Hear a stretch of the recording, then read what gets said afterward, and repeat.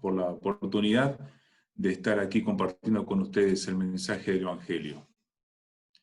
Un ok si me están escuchando simplemente, ¿está todo bien? Bueno, mi meditación del día de hoy va a estar basada en Efesios capítulo 4, versículos 17 al 24. Y dice así: Esto pues digo y requiero en el Señor, que ya no andéis como los otros gentiles que andan en la vanidad de su mente, teniendo el entendimiento entenebrecido, ajenos de la vida de Dios por la ignorancia que en ellos hay, por la dureza de su corazón, los cuales después que... Esto pues digo y requiero en el Señor, que ya no andéis como los otros gentiles que andan en la vanidad de su mente, teniendo el entendimiento entenebrecido, ajenos de la vida de Dios por la ignorancia que en ellos hay, por la dureza de su corazón, los cuales después que perdieron toda sensibilidad, se entregaron a la lascivia para cometer con avidez toda clase de impurezas. Mas vosotros no habéis aprendido así de Cristo, si en verdad la habéis oído y habéis sido por él enseñados conforme a la verdad que está en Jesús.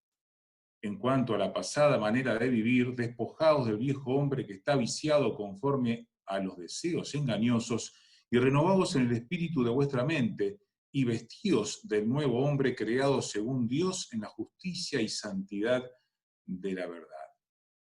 Hermanos, el término nueva normalidad que hoy se ha impuesto como manera de procesar la vida y el comportamiento social en medio de esta crisis sanitaria es una combinación de dos palabras o expresiones de significado opuesto. No sé si se han puesto a pensar en eso. Nuevo y normal, que intentan originar un nuevo sentido al unir esas dos palabras. La misma Real Academia nos da ejemplos de cómo se unen estructuras gramaticales de ese tipo. Por ejemplo, un silencio atronador, o cuando decimos menos es más. Dos palabras opuestas en significado que tratan de funcionar como una figura que funciona en un sentido metafórico, ya que su significado literal resulta realmente absurdo o incoherente. Usualmente lo nuevo no es normal. Lo nuevo implica una ruptura con lo anterior. Es diferente a lo que habíamos hecho. Lo distinto en términos de hábitos, costumbres y acción entre una persona y otra. Y lo normal, socialmente hablando, es lo que se ajusta a las normas, a las reglas y expectativas sociales, a partir de las cuales una sociedad regula la conducta de sus miembros. Por ello, la acepción de normalidad nos recuerda a lo que se proscribe o prohíbe, por un lado, y por otro, a lo que se prescribe, esto es, a lo que sí se debe hacer. Y no me refiero aquí a los usos legales del término, sino a lo que es normativo socialmente, hablando en el plano de los valores. Por ejemplo, es regla que uno debe ceder el asiento a las personas mayores o a las embarazadas cuando van en un medio de transporte colectivo, una regla socialmente aceptada. Se espera que los hijos obedezcan en todo tiempo y lugar a sus padres. Otra norma de comportamiento se refiere a situaciones o contextos específicos, como por ejemplo, en muchos lugares se espera que uno aplauda al final de un concierto, pero que no aplauda al pastor cuando termina de predicar su sermón, que hasta aplaudir una predicación es vista de mala manera de forma usual. Todas costumbres producidas por la acción social, lo normativo en nuestras acciones. En ese contexto, en este el que estamos viviendo, el uso de términos con significados opuestos, como este de la nueva normalidad, la reacción que produce en mí es de perplejidad, interrogación y duda de qué es lo que se nos está proponiendo y qué alcance tiene. Si es nuevo, ¿cómo puede ser normal? Hoy se nos dice que la nueva normalidad está basada en ciertas normas de disciplinamiento social para evitar la propagación de la COVID-19. Se nos dice que la nueva normalidad se basa en los conceptos de distanciamiento físico sostenido, con el famoso 1,5 metros a 2 metros de mi prójimo, el uso de tapabocas en lugares de uso común donde se nos pide que los tiempos de exposición sean cortos, y evitar todos los que puedan ser postergados. Una correcta higiene, manos y ambientes y ventilación de los lugares que compartimos. Todo eso para combatir un virus microscópico del que no tenemos cura ni una solución que lo erradique, si es que alguna vez será posible hacerlo. Esa es la nueva normalidad que se nos propone al practicar la convivencia social. Pero en el contexto de la carta a los Efesios, en el capítulo 4, John Stott, en su comentario, nos dice que así como hay una típica vida cristiana, también hay una típica vida pagana. Y pensándolo dentro de las categorías del lenguaje que estamos utilizando, tal vez podríamos sustituirlo de típico socialmente hablando por normal o ajustado a ciertos valores y principios de entender la vida y por consecuencia de proceder en medio de la sociedad. Es por eso que mi objetivo hoy es tratar de entender juntos que la vida de un cristiano normal está basada en el nuevo hombre creado según Dios y no según los criterios o normalidad de la mente oscurecida del sistema pagano, y que esto debe producir un cambio, una ruptura, un giro en cómo andamos en esta vida. En esta sección de la carta a los Efesios, que es parte de esta hermosa carta, estamos en la parte práctica de ella. El verbo que guía o define el texto en el capítulo 4, 5 y también en el 6 es el verbo andar. En el 4.1 leemos: yo pues preso en el Señor os ruego que andéis como es digno de la vocación con que fuisteis llamados. En el 4.17, esto pues digo y requiero en el Señor que ya no andéis como los otros gentiles. En el 5.2, andad en amor. En el 5.15, mirad pues con diligencia cómo andéis, no como necios, sino como sabios. O sea, es una sección netamente práctica que pone en acción los principios doctrinales desarrollados en la primera parte de la carta. De esta sección práctica de la carta tenemos estos 8 versículos que hemos leído como un preámbulo doctrinal que explica la vida cristiana normal en contraposición a la vieja naturaleza que debemos abandonar. Pablo presenta la conducta típica o normal del nuevo hombre creado según Dios, pero es muy importante hacer una distinción acá. Una cosa es el nuevo hombre creado en Cristo, del que se nos enseña en los primeros 3 capítulos, y otra la acción de vestirse del nuevo hombre creado según Cristo, de este pasaje que estamos mirando a vuelo de pájaro el día de hoy. El nuevo hombre es una creación total y absoluta de la obra de Dios. No hay nada que podamos hacer por nosotros mismos para el nacimiento de ese nuevo hombre. Ya desde el capítulo 1 se nos deja claro que todas las acciones son productos de la soberana voluntad de Dios, que nos escogió en Él antes de la fundación del mundo, nos predestinó para ser adoptados como hijos suyos por medio de Jesucristo, según el puro afecto de su bondadosa voluntad, nos redimió por su sangre para perdón de pecados en su generosidad para con nosotros, nos afirma que esto lo hizo según su beneplácito y sigue subrayando para que quede claro que todo parte de Él, por Él, y que nosotros no tuvimos nada de crédito en el asunto, puesto que estábamos muertos en nuestros delitos y pecados, en los cuales anduvimos en otro tiempo, siguiendo la corriente de este mundo, y que vivíamos según los malos deseos y caprichos de nuestra naturaleza, y que nada podíamos hacer para cambiarlo. Pero lo grandioso de todo esto es que en su misericordia, en su amor, Dios nos resucitó en Cristo Jesús para una nueva vida. Todo por gracia, o sea, por su favor amoroso para con nosotros por medio de la fe en Jesús. Y las obras o el andar digno es una consecuencia de esa transformación espiritual.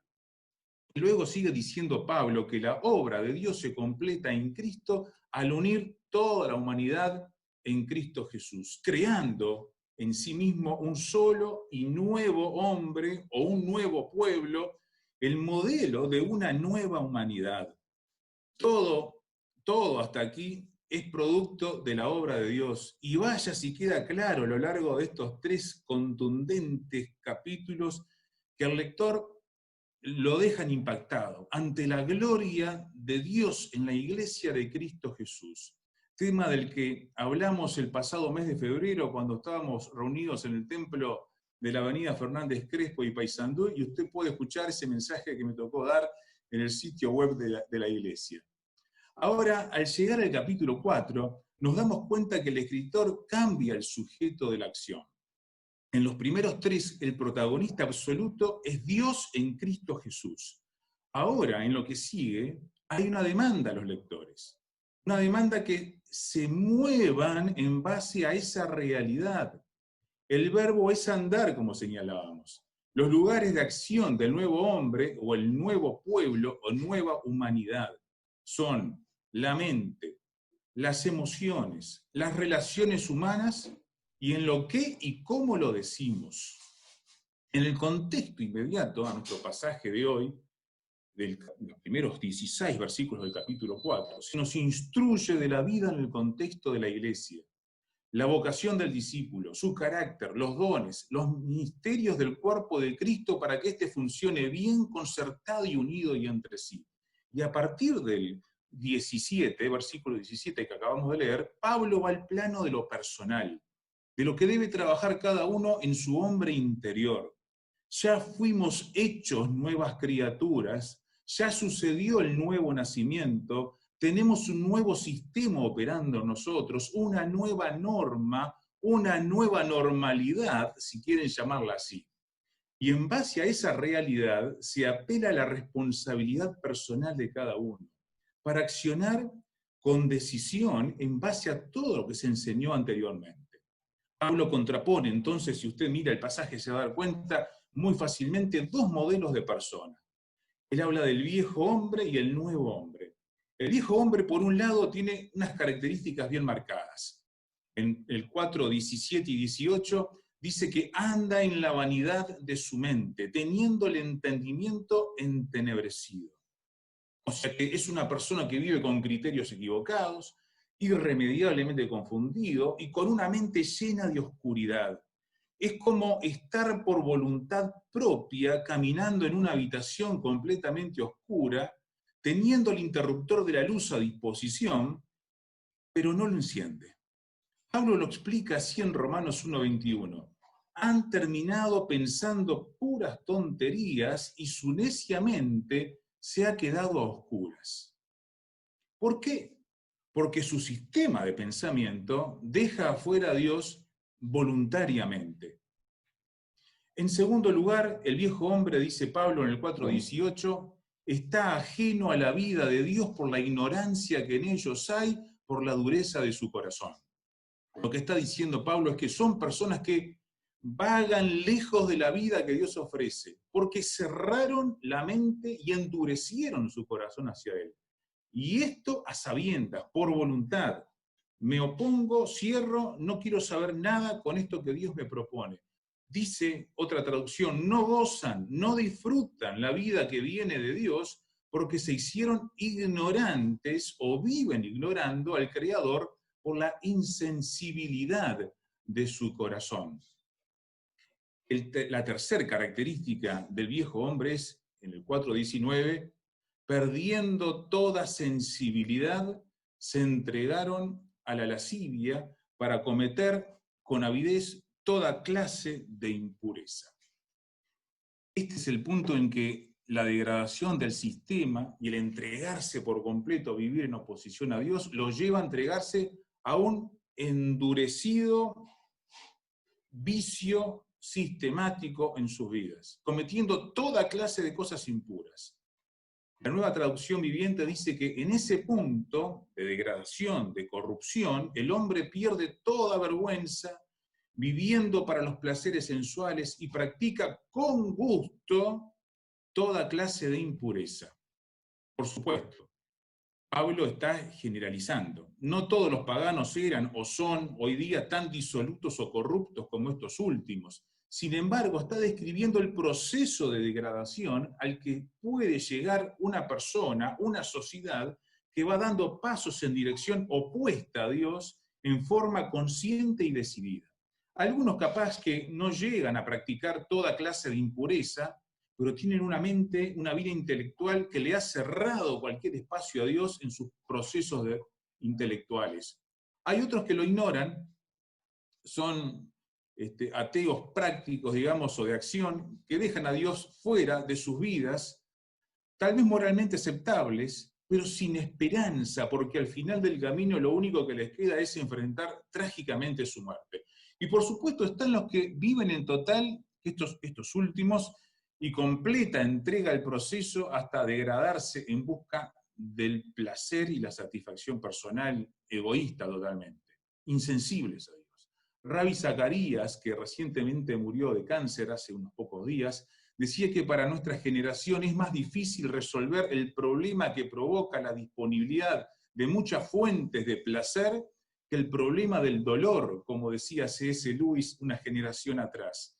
El placer hedonista, narcisista, como fin último de la vida, en ese punto de corrupción, de degradación, nos está diciendo de alguna manera Pablo, nos lleva a abrazar, a naturalizar, a justificar, a hacer sinvergüenza cualquier tipo de aberración, las más degradantes incluso y escandalosas, cosas las que Pablo dice en esta carta que nos debería incluso resultar vergonzoso aún hablar de lo que ellos hacen en secreto y exponen sin ningún pudor en los medios masivos de comunicación social. Entonces la pregunta que nos hacemos ¿es esto que plantea Pablo normal? ¿Es esto normal? Pablo, más que decirlo, parece que lo está gritando en el siguiente versículo. Eso no es lo que ustedes han aprendido acerca de Cristo. No lo conocieron a Él para seguir viviendo así. Esa no es la norma de vida del nuevo hombre. Recuerden que estos son seguidores de Jesús, a los que están leyendo la carta, provenientes del mundo pagano y en una ciudad entregada a la idolatría como era Éfeso. El sí del versículo 21 que aparece en Reina Valera, debemos entenderlo como un ya que han oído de Jesús y que han conocido la verdad que procede de él.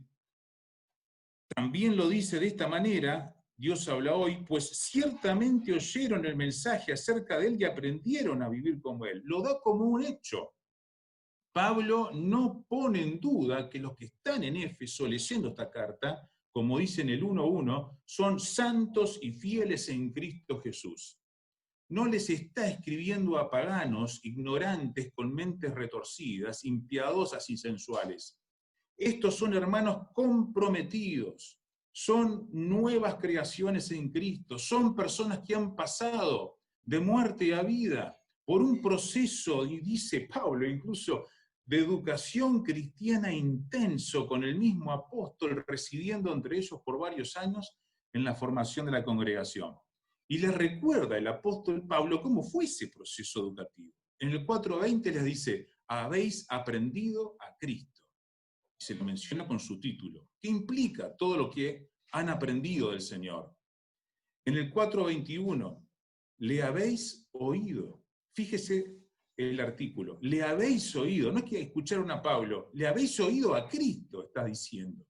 En el mismo 4:21, habéis sido por Él enseñados conforme a la verdad que está en Jesús. Incluso el apóstol se saca a él del medio simplemente como un canal. Es Cristo el que está enseñando a través de mí. Él mismo les ha enseñado.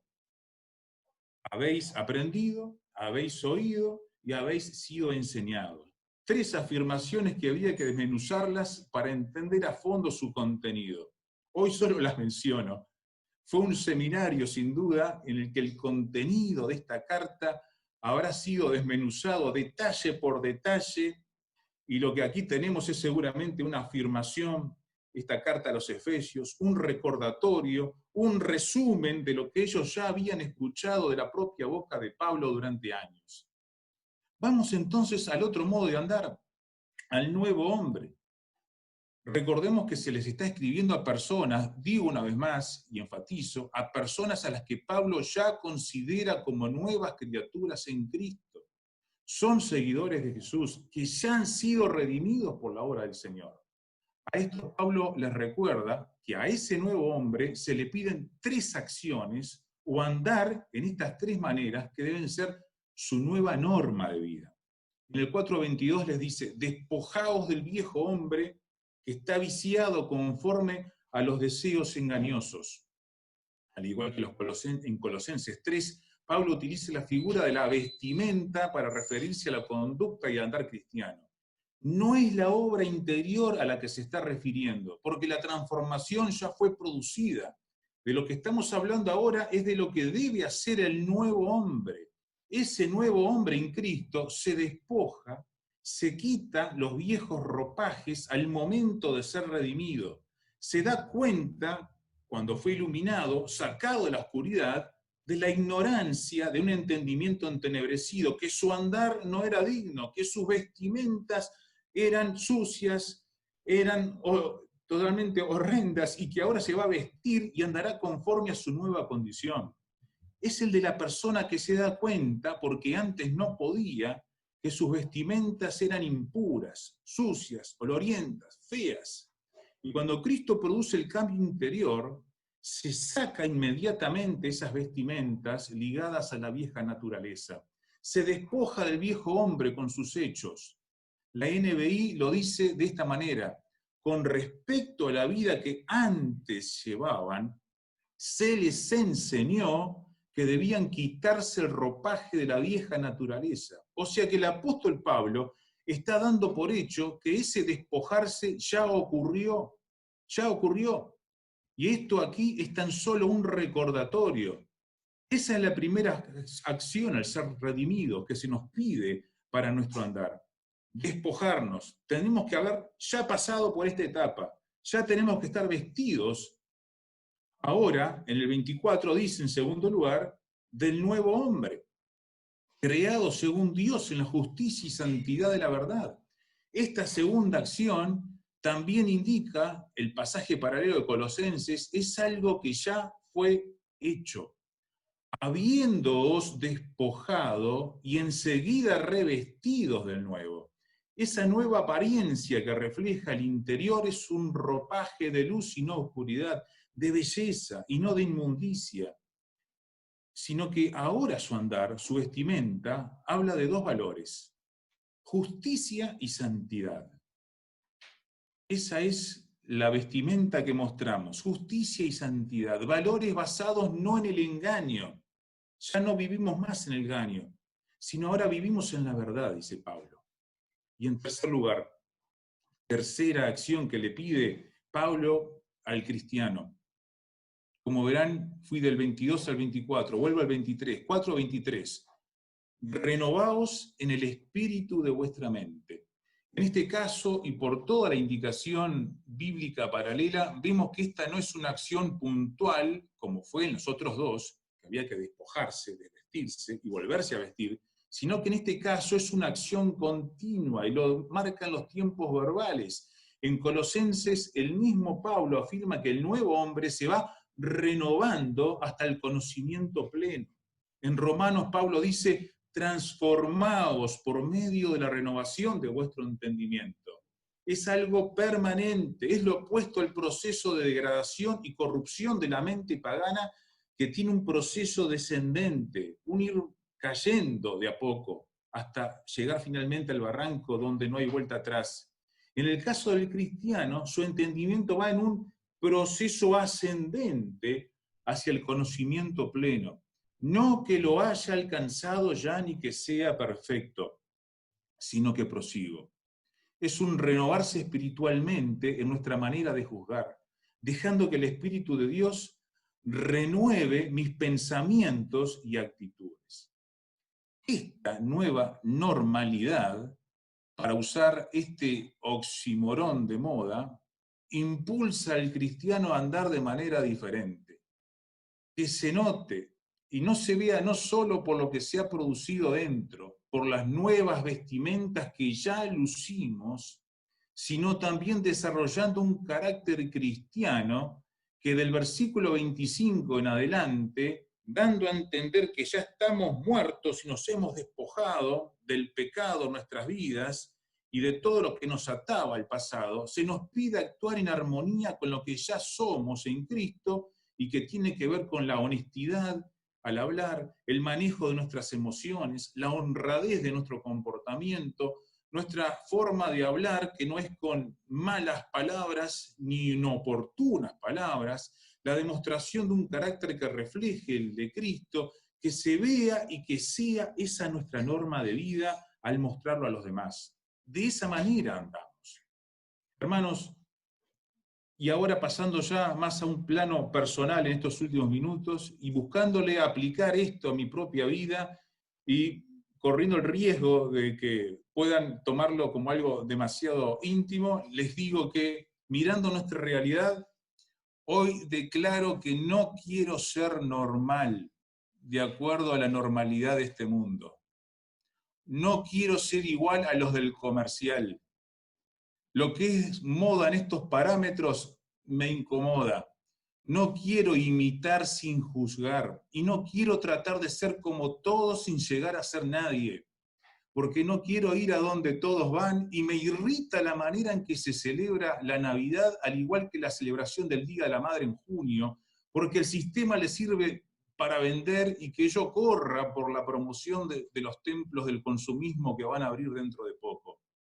No quiero ser un normal de la ignorancia, me harta la propia y la de todos los que la usan para llevarnos de las narices, para vivir en cuarentena del sentido y el pensamiento crítico, en cuarentena de las realidades espirituales que a voz en cuello hablan de un Dios de amor que nos quiere abrazar en medio de nuestra incertidumbre con lo que vendrá, en cuarentena de una vida cristiana que tratamos de encapsular ansiosamente dentro de las paredes de un templo, al que anhelo que podamos volver a reunirnos, en cuarentena del amor al prójimo y cuarentena de nuestra libertad que viene de conocer la verdad, y que no está limitada por un decreto o una liturgia ritualista vacía de contenido o a un modo de creer que de eso somos iglesia.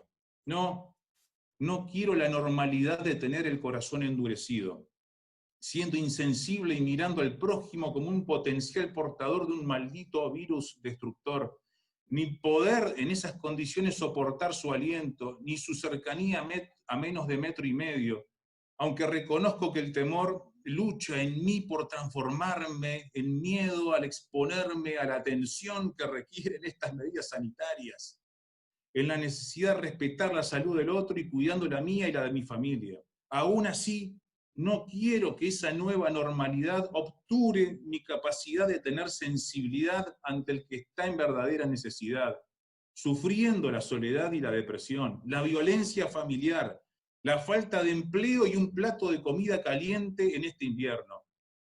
Hermanos, cada día lucho contra esa vieja normalidad que me persigue desde que me levanto, que produce una lucha interior, una tensión constante contra mi carnalidad contra la que batallo no en mis fuerzas, porque no me dan. Lucho contra esa masa oscura e informe que avanza como un pegote que busca adherirse a la superficie de mi piel, queriendo meterse en mis poros hasta absorberme como persona y convertirme en un zombi que se mueve como una marioneta en esta especie de infierno virósico. Solo no puedo resistir y desfallezco, y mejor que sea así. Sí, no debo andar en mi propia fortaleza, sino en la nueva naturaleza de Cristo en mí. Porque solamente reconociendo que con Cristo estoy juntamente crucificado, y ya no vivo yo, mas vive Cristo en mí, y lo que ahora vivo en la carne, lo vivo en la fe del Hijo de Dios, el cual me amó y se entregó a sí mismo por mí. Ahí es que podré triunfar. Esa es, sí, ya es por lo que Cristo hizo en mí y por mí. No es lo que vaya a hacer. Esa es mi nueva normalidad y no quiero otra. Y ya sea que el Señor decida llevarme o dejarme aquí en esta o cualquier otra pandemia, deseo que me encuentre en pie, fortalecido en el Señor y en el poder de su fuerza, vestido de toda la armadura de Dios para poder estar firme contra las acechanzas del enemigo.